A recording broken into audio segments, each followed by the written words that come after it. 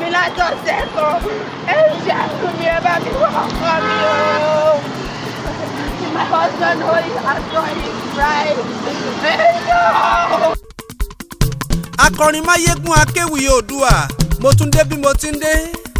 Ẹ jọ̀ọ́ kí ló ń ṣẹlẹ̀ nípínlẹ̀ Ondo táwọn ìyàwó ilé ń wọ́kọ wọn kiri ẹgbà ní ẹlàjà kí la ó ti ṣèyí síná. Orí ti Mr. Ọlátúndé Ọlálóyè tí wọ́n ló sọnù ní Selè Hotel ńlá ṣìwà dáa tún ti gbọ́ tọmọ ẹlòmíì.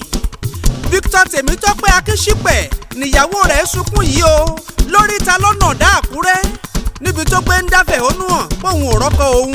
Olórí ikọ̀ Àmọ̀tẹ́kùn ìpínlẹ̀ Ondo ló ń tọ́ka sí ẹ gbọ́ lẹ́nu rẹ̀ kí n tó mọ kọ̀ǹtínú.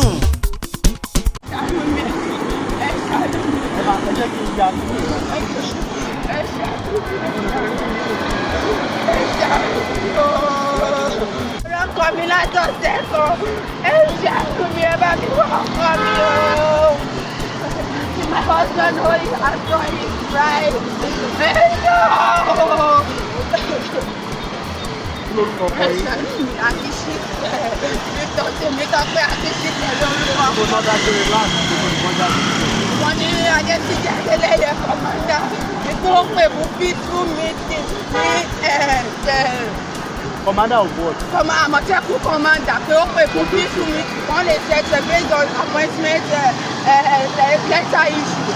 Wọ́n dẹ̀ lọ ní senior staff club níbí báyìí àti báyẹn àti Thursday mi ò rí ọkọ mi. Ṣé ti lọ sí Àmọ̀tẹ́kùn rẹ̀ ti lọ sí? Mi ò lọ torí pé wọ́n wá sílé ẹni kẹta wọ́n lọ wọ́n yìnbọn àwọn rà àwọn boys tí wọ́n ní ilé ẹni kẹta yẹn so we are scared to go out. Mo máa lọ. Victor Tèmítọ́pẹ́ Akínṣípẹ̀ lórúkọ tọkọ rẹ̀ òun jẹ́ gẹ́gẹ́ bó ti wí níbi wọ́n ti bí léèrè pé níbo lọkọ rẹ̀ dágbére fún pé òun lọ. Èsì tó fún wọn ni pé wọ́n ní commandant Adétúnjí Adélẹ́yẹ commandant ikọ̀ Àmọ̀tẹ́kùn ìpínlẹ̀ Ondo ló pè wọ́n fún pàdé àlàáfíà gẹ́gẹ́ bí ohun tó sọ. Ǹjẹ́ kọ́kọ́ rẹ̀ ó sì padà wálé ìyàwó òrọ́kọ rẹ̀ kọ́ padà sẹ́ẹ̀dẹ̀. Ẹ jọ̀ọ́ ikọ̀ Àmọ̀tẹ́kùn ìpínlẹ̀ Ondo ẹ ṣe kí akẹ́dá sọ̀rọ̀ yìí o káyà aláya kó mọ́ lọ pàdánù ọkọ rẹ̀. Tó bá ṣe pé lódodo lọ̀rọ̀ ń jẹ́ ẹ jẹ́ kó yé wa bó bá wá ṣe pé bẹ́ẹ̀ kọ́ lórí ẹ ṣàlàyé ká mọ bí àárẹ̀. Ṣé lóòótọ́ ni wọ́n pe peaceful meeting àbáwọn kan ló díbọ́n tí wọ́n pamọ́ sábẹ́ orúkọ ikọ̀ Àmọ̀tẹ́kùn tí wọ́n gbọ́kọ̀ ọlọ́kọ̀ ràjò àìdè mọ́. Ẹ jọ̀ọ́ ẹ dákun ẹ̀rọ tàbíyamọ ọjọ́ ń lọ oyún ń bẹ níkùn ìyàwó tí ń ké rárá tí wọ́kọ rẹ̀ kiri àdúgbò. Bí mo ti ń kọrin ìròyìn tí mo tún wá gbọ́ ni pé ikọ̀ Àmọ̀tẹ́kùn wọ́n ti má tẹ̀jáde síta wọ́n ní wọ́n dáwọn òṣìṣẹ́ wọn mẹ́ta dúró lẹ́nu iṣẹ́. Àbúta Ẹ̀wò Victor Akínṣípẹ̀ Ẹ̀kújùmí Julius làwọn òṣìṣẹ́ Àmọ̀tẹ́kùn mẹ́ta tí wọ́n ń sọ gẹ́gẹ́ bá a ti rí gbọ́ nínú ìròyìn. Ṣùgbọ́n kí ló wá dé tó fi jẹ́ pé látọ̀sẹ̀ tó kọjá tí Victor Akínṣípẹ̀ ti jáde kúrò nílé tí ò padà sílé kò sí press release. Ó ṣe wá jẹ́ pé ìgbà táyà rẹ̀ tó jáde síta toyúntoyún lóríta mẹ́rin lọ́nà dá Àkúrẹ́ la ṣẹ̀ṣẹ̀ wá rí press release kà ó yá afẹ́gbálà yìí ẹ̀. Ti Mr. Ọlátúndé Ọlálóyè vice principal ìpele community high school ìpele Ọ̀wọ̀ tí wọ́n ló dẹni àwátì ní 28th of August Selè Hotel ìyẹn lálágbàká Àkúrẹ́ ìyẹn la ṣe ń báyìí. Ìyàwó ti dá lẹ́sẹ̀ ní wíwá tí wọ́kọ̀ tiẹ̀ kiri. Mr. Shiji Josiah tí Selè Hotel dárúkọ rẹ̀ lórí ìṣẹ̀lẹ̀ yìí ǹjẹ́ kó bọ́ síta gbangba kó wá rojọ́ bí àlàyé ti jẹ́ Mr. Shiji ọ̀dáhùn. Bí mo ti ń kọrin lọ́wọ́lọ́wọ́ yìí o Mr. Ọlátúndé Ọlálóyè kò ì padà sílé.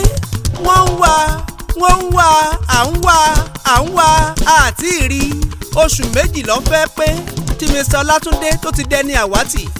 Bí ṣẹlẹ̀ òun ti ṣẹlẹ̀ rèé ètò kan ni wọ́n gbé kalẹ̀ workshop ni wọ́n pètò ọ̀hún.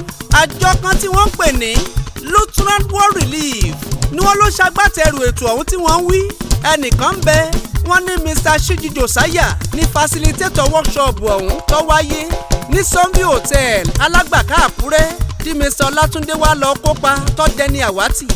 Ọjọ́ Sunday 21st of August ni Mr. Ọlátúndé Ọlálóyè dé sí Selè Hotel Àkúrẹ́ fún ti workshop tó fẹ́ wáyé títí di Monday Tuesday Wednesday ni Mr. Ọlátúndé àtaya rẹ̀ fi bára wọn sọ̀rọ̀ lórí aago. Ìròyìn bí ohun gbogbo ti ń lọ ní Sunview Hotel ni Mr. Ọlátúndé ń sọ fáya rẹ̀ lóòrèkóòrè. Ìgbà tó wá dọjọ́ Thursday 28 of August aya Mr. Ọlátúndé ò wá pọkọ rẹ̀ mọ́ sórí aago gẹ́gẹ́ bí ohun tó wí. Ó lóun ti gbà pé Friday ni workshop ọ̀hún á wá sópin. Friday ọ̀hún wá dé tán Mr. Ọlátúndé ò padà sílé. Ìyàwó retí ọkọ rẹ̀ ńlọ bá di wàhálà. Aṣọ àtàwọn ẹrù tí Mr. Ọlátúndé Ọlálóyè kó dání lọ fún ìdánilẹ́kọ̀ọ́ ní Sunview Hotel.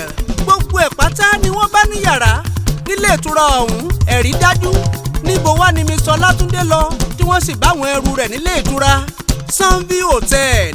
Àwọn ọmọ Nàìjíríà ń fẹ́ àlàyé ní kíkún. Ẹ ránṣẹ́ pé Mr. Ṣíjì Jòsáyà.